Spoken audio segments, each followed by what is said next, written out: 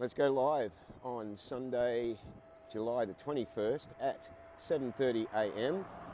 It's rather cool out here. What have I ridden? 23 kilometres. I'm up at Merrimack. And I got to tell you, just taken the gloves off and the balaclava off. And it is, it's about 8 degrees. So it's noticeable. And Patricia, thank you for watching. So this morning, I want to talk about respect. I want to talk about respect and morality, what the ultimate form of respect is. Vicky, thank you for watching. I want to ask the question, is veganism the ultimate form of respect? And if it's not, then what is? So let's ask some questions here. What is respect? How about some definitions for starters? Good morning, Mitchell. Thank you for watching. Respect is how we display love. It's the practical application of love. Because when we talk about love is it's hard to define. You say, I love someone or you are loved. How do you define it? When you're defining love in our language, you can define it through terminology such as respecting others, treating them the way that you wish to be treated. That's sort of the basic definition of what respect is. So that's setting the foundation for the question, is veganism the ultimate form of respect? And if it's not, then what is? The reason I ask this is I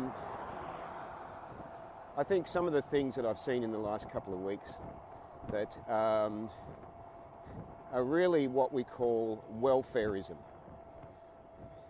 Veganism is dealing with the right of all living beings to live. And that right is expressed in a respect that and an understanding that we all have the right to live and we don't have the right to take that away from someone. So the definition of veganism, of course, is to, as much as possible and practical, to reduce or stop, I really won't even put reduce in there, to stop the use of animals in any way, shape or form, any exploitation, any use in any way, as much as is possible to do so, that we're aware of. In other words, when our intention is to do no harm, we find a way, not an excuse, because there is no right way to do a wrong thing. And this is the moral aspect coming in. So what I noticed, it's beautiful out here this morning too, by the way. It's cold, but it's worth it. What I noticed is people never, when somebody wants to keep feeding their addiction, that addiction is the elephant in the room. In this case, we're talking about taste addiction. So having dealt with and having studied addictive personality types for decades, I'm aware of the patterning, the excuses, the justifications that are used in our need to not face that which we are addicted to. So when we're talking about taste addiction, it is the elephant in the room. It is the thing that we all, those that are addicted to it, come up with the same justifications and excuses that a smoker comes up with, that a drug taker comes up with, that an alcoholic comes up with, that a shopaholic comes up with, that a workaholic comes up with.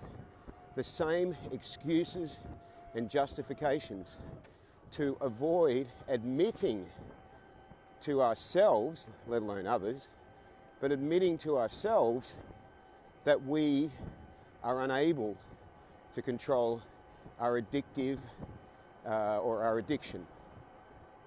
So with that in mind, people that are addicted to taste gratification of a certain type, a certain aroma, a certain energy, will do whatever they can do to avoid mentioning the elephant in the room, which is their addiction, and will come up with a series of justifications and excuses.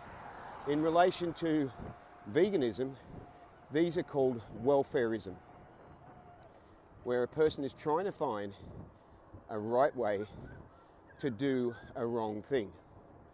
But morality tells us this is not possible. We are told by the wisdom in our heart what is the right and wrong thing to do in relation to the way we treat others, because we feel when we do the right thing, we feel the joy, and when we do the wrong thing, we feel the hurt.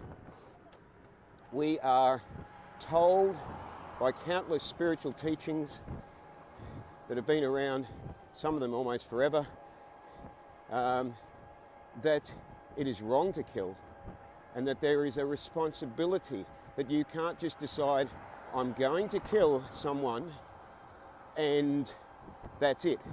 It doesn't work that way. There is a responsibility.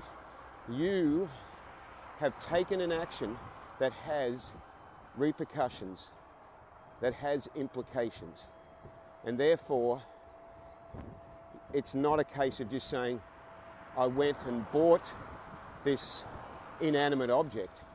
It's a case of saying, I decided to take an action that would end the existence of this living being in this form simply for my taste gratification, simply for my addiction. So when we come back to talking about love, we're talking about showing respect in a practical way. And the most practical way that we can show respect, and apologies for the breeze, is by doing the best we can do to do the least amount of harm. I'm not talking about welfareism.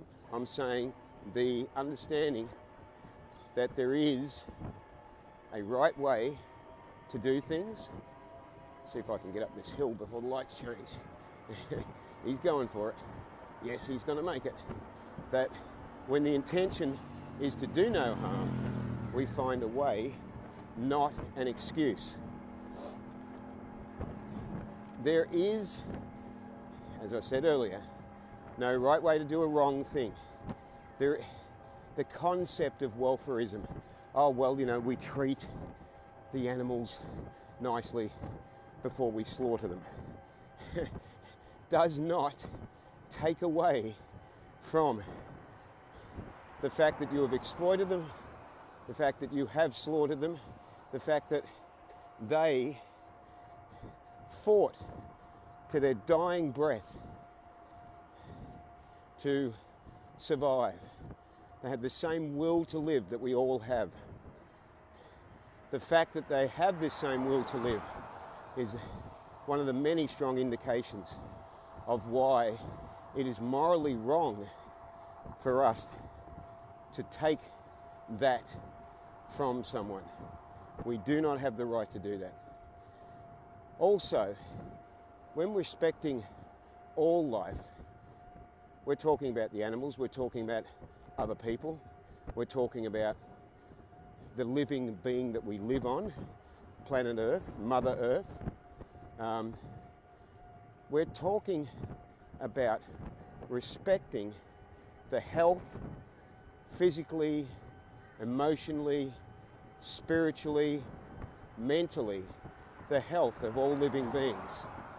The only way we can respect the health of all living beings is to follow an ethical and moral path that does no harm. In other words, the path of ahimsa, which is as compassion and kindness in thought, word, and action. Treat others as we wish to be treated ourselves. If somebody puts a knife to our throat, we will beg for our life. So why is it acceptable to make excuses to do that to some other living being? Of course, it's not acceptable. If it was your relative, if it was your pet, if it was someone that you felt a connection with, you would also fight for their life. So we, in our moral, ethical understanding of life, need to realize that we are all brothers and sisters. What we do to someone else comes back on us, and these repercussions affect us and them. We are affected with poor health, a quality of life that is greatly diminished, a length of life that is greatly diminished. The planet is affected with environmental destruction. The animals are affected by living in a Holocaust-like situation, all because we're not facing the elephant in the room, our addiction to taste gratification. This is the most important understanding.